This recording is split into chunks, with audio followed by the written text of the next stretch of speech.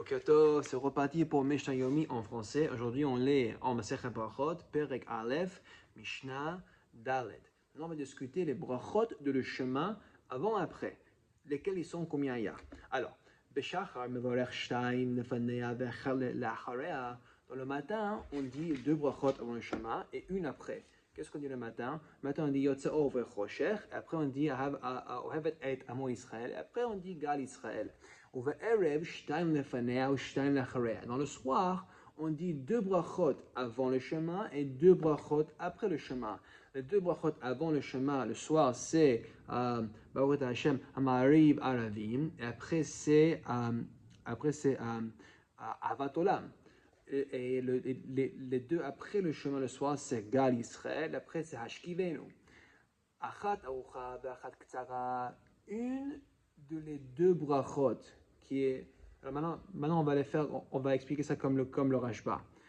Achat Arucha V'Achat Ktsara, une de les deux brachot qu'on dit avant le chemin, soit le matin, soit le soir, ils sont longs. Ça veut dire qu'ils sont longs parce que la première brachot, c'est soit le matin Yotzer Or, soit le matin Mariv Aravim, on commence la bracha avec Baruch Hashem et on finit avec Baruch Hashem. Comme on commence avec Baruch Hashem et on finit avec Baruch Hashem, c'est considéré comme si c'était une bracha qui est longue. Et l'autre bracha qu'on dit après ça, Avat Olam, pour les deux après, soit le matin, soit le soir, ça finit qu'avec Baruch Hashem. Alors pour ça, on va dire que c'est une bracha courte. Ok, maintenant qu'on on a expliqué ce concept de une bracha longue, bracha courte, si soit ça finit avec Baruch Hashem, même ça commence et finit avec Baruch Hashem, on apprend des halachot. On sait que quand les chachamim, ils ont enacté, ils ont établi de faire ces brachot, on n'a pas le droit de les changer, en particulier lors de comment et où on dit Baruch Hashem. Makom shamru la'arich enu rashai lekatser. Quand les chachamim, ils ont dit qu'il faut qu'on dise une bracha qui est longue, on n'a pas le droit de dire une bracha courte. Par exemple, que si c'est une bracha qui finit et commence avec la phrase Baruch Hashem, tu n'as pas le droit de ne pas commencer avec Baruch Hashem. Le katser enu rashai la'arich. Et d'ailleurs, quand les chachamim, ils ont dit qu'on a une obligation de dire une bracha courte. Ça veut dire une bracha courte, ça veut dire une bracha qui finit qu'avec Baruch Hashem. On n'a pas le droit de réciter une bracha qui est longue. Par exemple, on n'a pas le droit de rajouter au début Baruch Hashem. Ok, maintenant qu'on a discuté les débuts de les brachot, on va aussi discuter une halakha par rapport à si on a le droit de changer à la fin de les brachot. L'achtom, eno rashai shelo l'achtom. Quand les chachamim ils ont dit qu'il faut qu'on finisse une bracha avec la phrase Baruch Hashem, on n'a pas le droit de ne pas finir, de ne pas dire Baruch Hashem à la fin. Right? Veshelo lachtom, eno rashai lachtom. Et quand les chachamim ils ont dit qu'on n'a pas le droit de finir avec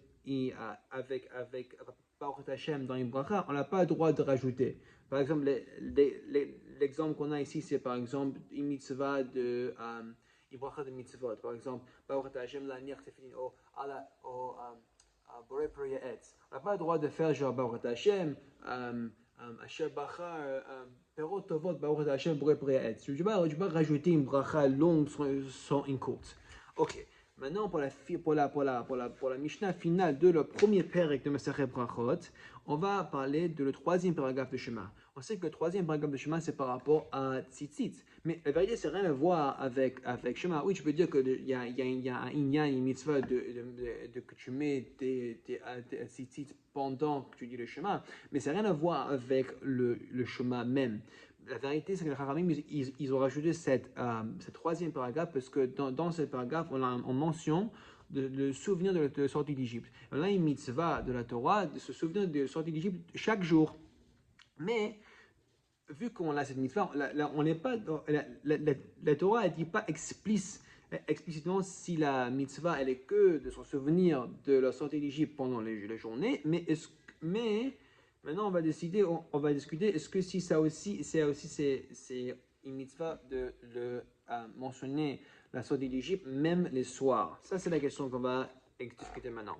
Maskirin Yetziat Mitzrayim Belailot. On mentionne la sortie d'Égypte le soir, comme on fait parce qu'on lit le troisième paragraphe de Shema. Parce que on commence le troisième paragraphe de Shema, c'est Vayomer Adonai Moshe Lemor Deber Ben Israël Ve'amarta Lem Vasulem Tzitzit.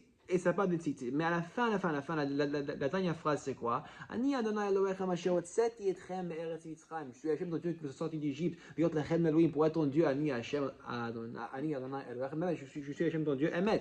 On sait qu'on mentionne ça pendant cette paragraphe. D'ailleurs de ça, un truc intéressant, parce que la mitzvah des tzitzit, on va apprendre que c'est que applicable pendant la journée. Comme dans le passage qui dit Vayolem et tzitzit oritem auto, que c'est pour vous les tzitzit que tu peux les voir.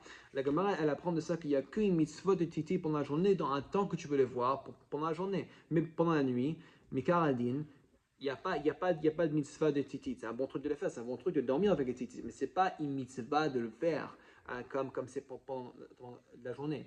Alors c'est intéressant de noter pourquoi. Par rapport à la mitzvah de tzitzit, c'est rien à voir le soir. Mais on ramène cette paragraphe parce qu'il y a ce petit parti en mentionnant le sortie d'Égypte. Ok. Le Mishnah maintenant, elle continue avec l'obligation de mentionner les sorties d'Égypte le soir. Amar, Rabbi Eliezer ben Azariah, il dit, Harani ben Shivim Shana. Il y avait un miracle avec Rabbi Eliezer ben Azariah, c'est que lui, ce jour-là, même qu'on discute cette Mishnah, il est devenu le Nasi, le prince ou le président de la Cour suprême. Mais lui, il avait que 18 ans. Alors Hachem, il a fait un miracle, il a une grosse barbe et il apparaît comme si il avait 70 ans. Alors il a dit, Harani ben Shivim Shana, regarde, moi je suis comme un homme de 70 ans. Mais quand même,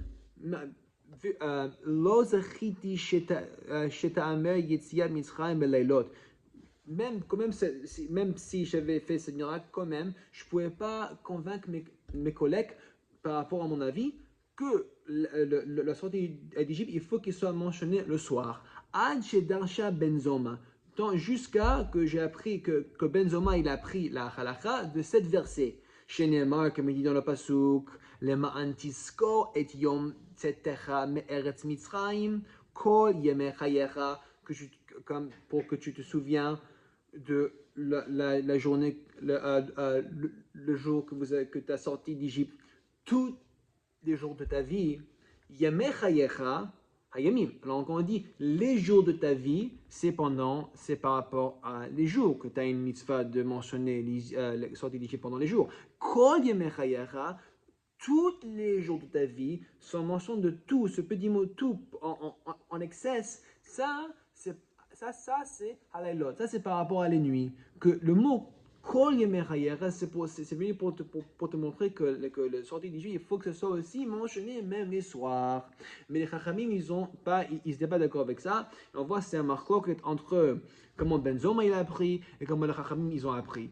Chachamim omrim yemechayecha haolam hazeh, quand la pasuk qui dit que les jours de ta vie, ça c'est par rapport au olam hazeh. Ce monde-là, avant que Moshiach il est venu, il y a une mitzvah de mentionner la sortie d'Égypte tous les jours. Kol yemechayecha lehavi lemot Mashiach. Mais quand on dit tous les jours de ta vie, c'est pour inclure même pendant l'époque de Mashiach, quand il va venir, quand même il va avoir une mitzvah de se souvenir et de mentionner la sortie d'Égypte tous les jours. Chazak u Baruch.